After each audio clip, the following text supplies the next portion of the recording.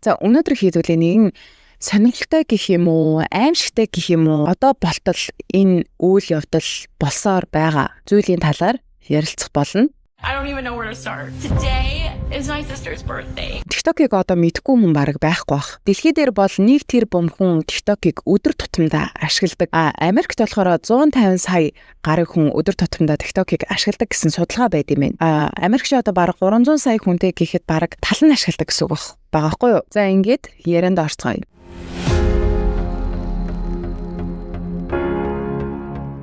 Эртээ урдын цагт биш энэ цаг мөчид нэгэн эгчдүү хоёр хамтдаа бичлэг, TikTok, бүжиг, влог зэргийг хамтдаа хийдэг байжээ. За эгчдүү хоёрын нэгийг Миранда гэдэг бөгөөд 27 настай.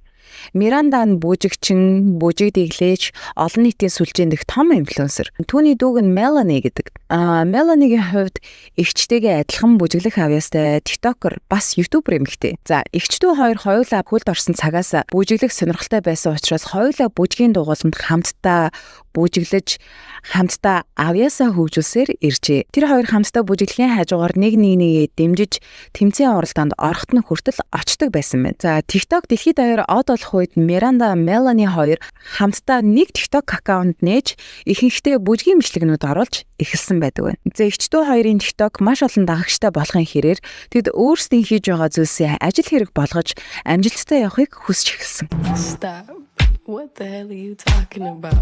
Ингээд тэр хоёр Лос Анжелес буюу Холливуудын их нутаг руу нүүдэг. Эгчдүү хоёр нүүсний дараа бүх зүйл аажмаар маш сайхан амжилттай явж байгаа мэт байсан бөгөөд шинэ газар, шинэ спонсор гэд тэдэнд их боломж байгааг мэдрээд хоёулаа ажлаа аз жаргалтайгаар хийсээр л байсан. За гэтэл энэ бүхэн нэг буруу хүнтэй уулзснаас эхлээд бүх зүйл орвонгоор иргэдэг. За Seven Mountain буюу 7am гэх Кристин шашны оролцоотой компанид Miranda гэрээхийн орхоор болдог. За 7am гэх энэхүү компанид гэр бүлийн, шашны, entertainment-ийн, боловсролын, олон нийтийн сүлжээний, бизнесийн, засгийн газрын гэх мэт баахан нэрийн дор үйл ажиллагаагаа явуулдаг гэж өөрсдийнхөө танилцуулган дээр бичсэн байдаг. За энэхүү компани гол зорилго нь хэрвээ чи авьяастай бол бид нар дээр хүрээд ирээ. Одоо хамтдаа нийгмийг өөрчилцгөөе гэсэн урайн дор маш олон авьяаслаг, чадварлаг залуучуудыг өөрсдийнхөө шашиндаа урин оруулдаг. Энэхүү компани үүсгэн байгуулагчийн нэрийг Роберт Шин гэдэг. Тэрээр 1994 онд анх Лос Анжелест өөрийн Шикайна гэдэг нэртэй Кристин шашны сүмээ байгуулж ирсэн. За Роберт өөрийнхөө талаар сүмийнхээ вебсайтанда хэлэхдээ би эмч мэрэгжилтэй байсан. Тэгсэн чинь нэг өдөр надтай бурхан ярьсан. Энд ихтэй өөр амар инээдсэн. Бурхан надтай ярилцахыг сонсоод би бурханы хэлсэн үгийг сонсоод би пастор болохоор шийдсэн гэж ярьсан байна. Astri prekrastramra atri eprekramistramra aprio trikro. Apristramre pra apre. Akrio тарикара. Яг юм уу? Тий. За тэгж ярьсан байдаг. За Роберттэй яаж яваад энэ хөөрхөн Миранда маань орооцолсныг ойлгуулахын тулд та нарт багахан backstory ярьж өгөх хэрэгтэй. 2021 онд Миранда маань дүүтэйгээ LA-д нүүж ирээд ажиллаа хийж явж байгаад хідэн TikTok хийдэг, бүжгэлдэг охид залуучуудтай танилцсан. За бүгдээрээ нэг зорилготой, нэг төрлийн ажил, нэг төрлийн бичлэг хийдэг учраас бүгдээрээ хамтдаа ярилцж байгаад тэдгээр залуучууд маань хамтдаа байшин түрээслээд ажиллаа хийж эхэлсэн. Ингээд тэр байшиндаа бичлэг, зураг, контент гэд бүх зүйл дээр хэсэг залуучууд маань бие биенээ дэмжиж хийдэгс. За тэдгээр залуучууд маань бүгдээрээ олон сая дагагчдтай том инфлюенсер болохыг маш хүсэжсэн. За яаж яваад ч юм тэдгээр хэсэг бүлэг залуучуудын нэг найзынх нь найз гэсэн үг. Тэр хэсэг бүлэг залуучуудын нэг хүн нэг найзтай, тэр найз нь Робертийн сүмд явдаг. Робертийн сүмийн талаар тэр найздаа маш их ярьдаг байсан. Тэгээд ерөнхийдөө бол Роберттэй тэдгээр залуучуудыг холбож уулзуулж өгдөг. I realized it when everything started shifting, when all the media started pointing out like Shekinah, like Robert Shin, and like 7M, like this is something fishy, like everything was being exploded. За тэгээ мэдээж яриг Роберт маань тэдгээр одоо хэсэг бүлэг авьяаслаг бүжигчин залуучуудтай уулзахаар очдог. Роберт олон жил пастор хийж хүмүүст илтгэл тавьж ирсэн хүн болохоор хэрхэн хүнийг өөрийн үгэндээ итгүүлж, шашиндаа автуулж, өөрийнхөө доор ажилуулж болдгийг маш сайн мэддэг тийм хүн байсан. Роберт өвгөн одоо л өвгөн болсон. Роберт өвгөн зүгээр сүм ажилладаг хэрнээ яагаад тэр бүжгэлдэг залуучуудтай уулзахаар ажил ярихаар очдог байсан бэ гэвлээ штэ. Нэгдүгээрт ийм авьяастай залуучуудыг ашиглаж маш их мөнгө хийх боломжтой юм байна гэдгийг бодсон. Хоёрдугаарт компаниараа дамжуулан маш олон хүмүүсийг өөрсдийнхөө сүмд бас татан оруулах боломжийг бас олж харсан. Өнөөх бүжгэлдэг залуучууд маань Христийн шашныг сайн зүйл гэж итгэдэг байсан учраас бас дээрэс нь Робертийн ярьсан маш гоё амттай зүуд мөрөөдөл шиг сайхан үгнүүдэд итгэж эхэлсэн. Ингээд хид хідэн уулзалтын дараа Роберт тэдгээр залуучуудад хандан за би та нарт зориулаад ерөөсө компани байгуулъя. За тэр компани Seven Mountain буюу 7M гэд нэрлэе. Би та нарт тэр та нарын хүсэж байгаа том байшинг чинь үгүй, контент бичлэг хийх бүх зүйлийг чинь гаргаж өгье. Бүгдээрээ гэр бүл шиг хамтдаа сайхан байцгаая гэж тэднэрт итгүүлсэн. Та нар надтай хамт ажиллавал амжилт олохоос гадна бурхантай ойр байна гэж хэлсэн. За мөн дээрээс нь Роберт тэднэрт хандан за та нар одоо ингээд ажил амьдралаа маш амжилттай болгохын тулд гэр бүл найз нөхдөсөө холбоогоо таслах хэрэгтэй гэж хэлсэн. Эргэн тойронд байгаа өөрийг чинь сатааруулж байгаа тэр хүмүүсээс хэрвээ та нар зайгаа барьж чадвал та нарыг маш том амжилт хүлээж байна гэж хэлсэн. За энэ үгэнд нь итгэсэн хэсэг бүлэг залуучууд нь үлдсэн. За итгээгүй залуучууд нь гарч явсан. How did I let myself get sucked into something like that? За Миранда охин болон хид хідэн бүжигчид Робертийн сургаал номлолт бүр мөсөн толгоогоо мэдүүлээд гэр бүл найз нөхөд хайртай дотны хүмүүсээсээ зайгаа барьж бүр холбоогүй болж эхэлсэн. Энэ үед Мелани дүүн эгчийгээ багаар холбоо тасарч сүүлдээ эгчийгээ Робертийн гарт алдснаа ухаардаг. Эгчтэйгээ холбоо барих гээд утас руу залгахаар утас нь холбогдохгүй, Instagram, Facebook руу юм бичгээр хариу өгөхгүй, уулзах гээд Шкайна сүмийн гадаа очихоор хашааных нь хаалганаас гадны хүн оруулах боломжгүй гэдэг. За ингээ Мелани ээж автайгаа нийлээд Миранда эгчийгээ аврахаар цагдаад мэдэгдэхээр за одоо энэ хүн чинь насанд хүрсэн хүн байна. За өөрийн хүслээр энэ шашинд орсон байна. Бид нар юу ч хийж чадахгүй гэдэгдэг. It was awful. За мэдээж Америкийн нэгдсэн улс бол ардчилсан улс учраас шашин шүтэх, эс шүтэх нь тэр хүний эрхийн асуудал. Тийм учраас цагдаагийн мэдлээс шашин бол бараг тустай зүйл гэсэн. Тэр хүн хүсээд орсон бол юу ч хийх боломж байхгүй. Заавал хэрэгт орсон хүн өөрөө за би одоо ийм хэрэгт орчихлоо. За ингээд би ийм хүчирхийлэлд өртчихлөө. Намайг авраараа би ингээд гарах гад гарч чадахгүй байна. Надад туслаач гэсэн үед цагдаа нар орох боломжтой болдог. За ингээд ерөөсө цагдаараа уцтаад ч боломжгүй, сүмийнх нь гадаа очоод ч боломжгүй ингээд холбоо тасарсан Мелани Мирандагийн гэр бүлийнхэн бүр арга бараад Мелани ээж автайгаа нийлээд Instagram дээр лайв хийдэг. We have 2 daughters. We don't just have one.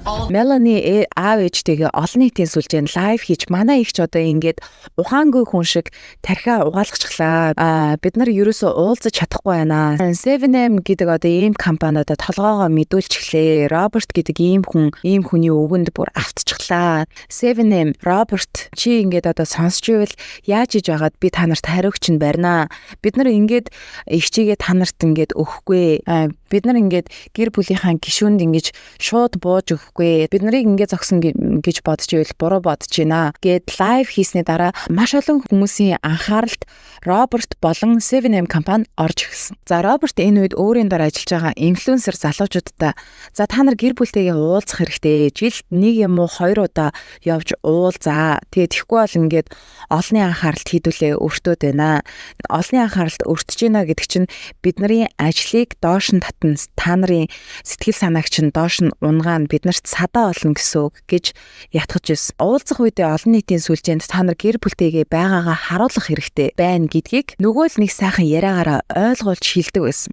Ерөнхийдөө бол Роберт гэдэг хүн Бурхан наадтай ярихдаа ингэж хэлсэн. Хэрвээ та нар миний үгнээс гарвал их нүгэл хураана. Нүглээд авахгүй явсаар байвал там дунна гэдэг ч юм уу те. Хүнийг яаж манипулейт хийж толгойг нь эргүүлж хуурдаг яг тийм аргаар яриа хийдэгс. Ямар хүнтэй яаж яриха айгүй сайн мэддэг, амар зэвүүн. Одоо Миранда гэртээ жил 1 юм уу 2 удаа очдог. Гэрийнх нь Мирандад одоо ингээд за чиний байгаа энэ компани чинь чиний одоо ингээд дагж байгаа Роберт гэдэг хүн чинь одоо ийм амар нүгэлтэй, ийм амар маш олон гэмт хэрэг хийжсэн ийм хүн шүү дээ. Чи одоо энийг ойлгох хэрэгтэй. Чи ингээд тархиа угаалгаад байгаагаа ойлгох хэрэгтэй гэж уйлж нэг үзээд, дуулж нэг үзээд, аргадаж нэг үзээд ямар ч арга байгаагүй. Маш олон янзаар тайлбарлаж хүүхдээ аврах гэж тэдний гэр бүлийнхэн одоо хүртэл хичээж явсаар л байгаа. Мирандагийн дүү Мелани болохоор эгчтэйгээ Instagram дээр болохоор эгчтэйгээ сайхан харилцаатай юм шиг харагддаг хэрнээ яг амьдрал дээрээ болохоор эгчтэй маш их гомдсон. Одоогоор бол ерөөсөө харьцахыг ч хүсэхгүй байгаа.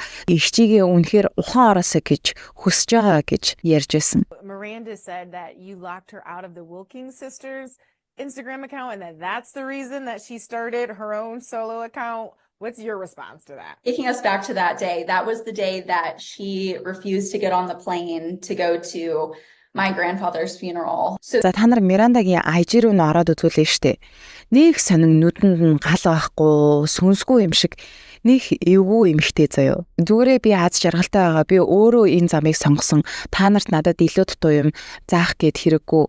But before this documentary, my husband and I, we felt safe.